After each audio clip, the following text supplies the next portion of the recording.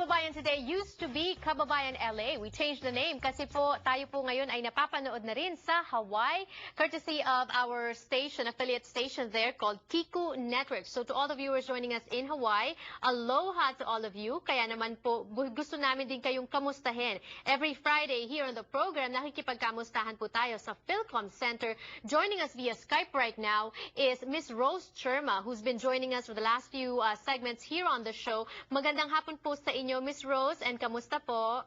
Magandang hapon din, Janelle. Mabuti naman kami dito. Yes.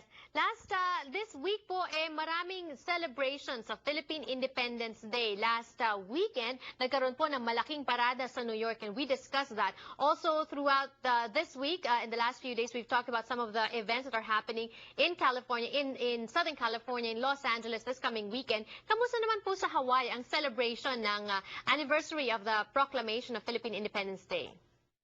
Dito po sa Hawaii, ang aming meron po kaming ball itong Sabado, which is sponsored by the PCCCH, just a committee formed at the consulate to help celebrate Philippine cultural events here. And so they will be holding a ball at the Hilton, I believe, on this coming Saturday.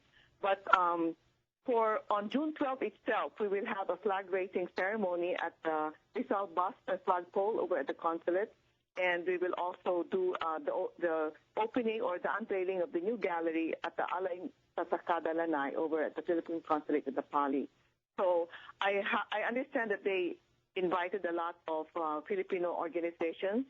As of today, about 100 confirmed, and so we will be receiving messages from the President of the Philippines as well as the Ambassador.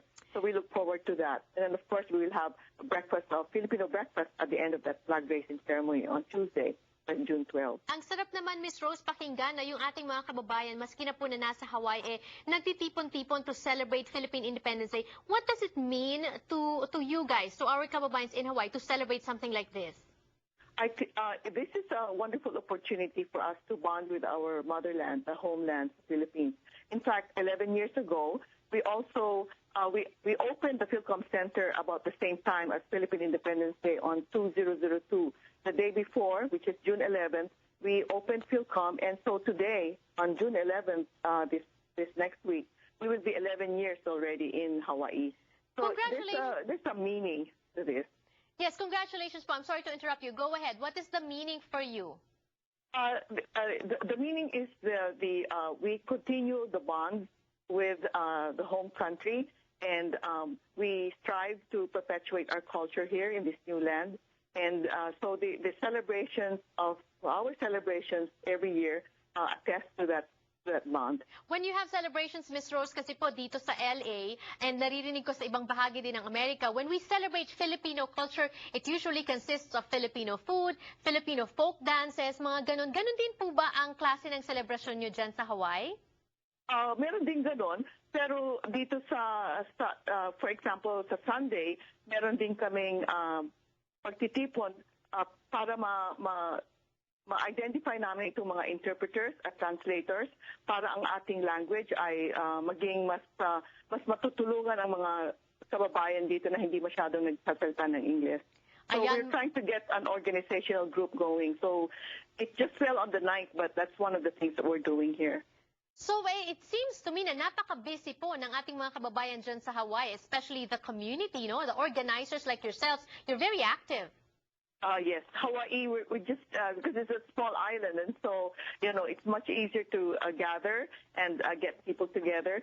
So I know for the Saturday, I know that they've been rehearsing for the Rigodon. I understand they're going to have a Rigodon dance for the ball tomorrow night. Napaka-exciting naman po. Go ahead, invite our viewers, especially those who are in Hawaii. Sa inyong lahat, please, if you're interested in attending, call the Philippine Consulate, and then also for the flag raising ceremony that will be happening on June 12th, to call them at the Pali and see what time. I think the time starts at 9 until 10:15. Thank you so much po. More power to you. Mahalo. Thank you. Thank you, Alright, Janelle. mabuhay Yes. po kayo. And I heard after the flag racing, meron pong breakfast. Naku, masarap po ang tapsilog. Thank you for joining us today on the show. This is Janelle Sawyer, kababayan in Los Angeles. I'll see you again on Monday.